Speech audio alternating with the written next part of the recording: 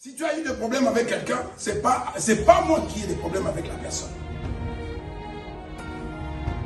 Et le jour où tu seras devant le tribunal de Dieu, tu ne compareras pas avec moi. Tu seras seul et moi je serai seul. Pourquoi est-ce que moi je vais te suivre? Et nous aussi parmi nous. Parce que ta meilleure copine a des soucis avec un frère ou une soeur dans l'église. Toi aussi de la même façon. Tu commences à te méfier. Oui, ce sont des choses qui existent dans nos églises. Parce que lui, il est plus proche que moi. Tu vois lui et toi, tu achètes ça. Donc ça devient ton problème. Tu ne parles pas à la personne. Sache que Jésus revient. Et avec ces gens de cœur, tu n'es pas un candidat à l'enlèvement. Malheureusement.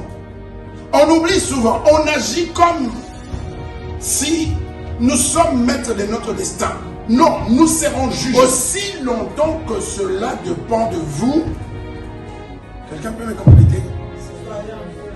Avec tous. Aussi longtemps que cela dépend de chacun de nous.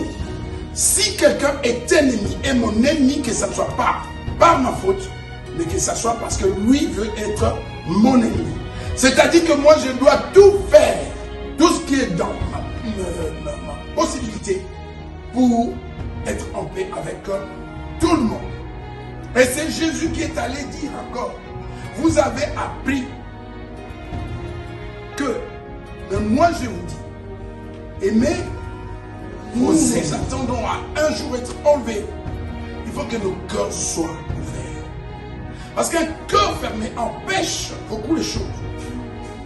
Quand tu as un cœur fermé, je ne vois pas comment tu peux te mettre à prier pour l'autre personne. Il y a des gens qui disent je prie, mais tu pries, tu as passé des heures toute l'année. Ça existe, qui ont prié toute l'année, soi-disant s'ils ont prié, mais que pour leur famille.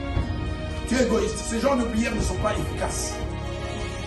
Parce que ça vient d'un cœur mauvais.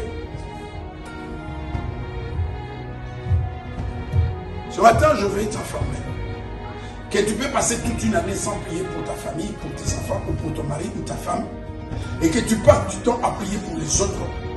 Je t'assure que Dieu sait que ton mari, que ta femme, que tes enfants ont des problèmes. Il le sait. Et je suis même sûr qu'il va s'en occuper. Parce que tu as pensé aux autres qu'à toi-même. Mais en pensant plus qu'à toi, qu'à ta famille. Mes enfants, mon mari. Et regarde-moi, égoïste. Un cœur mauvais. Il ne pense qu'à lui. Pendant que tu passes ton temps à mon mari, ton voisin meurt. Reconnaissant envers Dieu, c'est parce qu'on a reçu telle ou telle chose. Et ceux qui n'ont pas reçu ces choses, peuvent-ils aussi rendre grâce à Dieu? Est-ce qu'on ne peut pas se contenter de rendre grâce à Dieu tout simplement parce qu'il est notre créateur? Il y a quelqu'un sur la terre qui n'a pas d'enfant, qui n'est même pas marié. Alors, toi qui ne rends grâce que parce que tu es marié, donne une bonne raison à cette personne-là d'être un bon ou une bonne chrétienne. Enlevons aussi cet aspect-là de l'évangile. Vous connaissez cette maman qui est déjà allée dans la tombe avec son fils, non, parce qu'il est mort. Tu viens, et laissez-moi, je vais mourir, tu vas mourir, ok, ça va, bien, on te prend. Allez, mais là, tu vas voir. Qui va aller? Qui va aller ici? Les enfants, regardez vos parents, hein, qui est prêt à aller dans le trou avec vous? Personne. Ah, vous voyez, mais Jésus nous a précédés dans le trou à notre place. Oh, amen. Vous voyez la différence de l'amour? Marthe et Marie. Oh Seigneur, laisse-le. Oui. Jésus dit non, moi je n'abandonne pas mes amis. Vous voyez cette différence, mes frères et sœurs? Un jour, ta famille te laissera à Robermont et retournera à la maison. Et ces jours-là, Jésus, lui,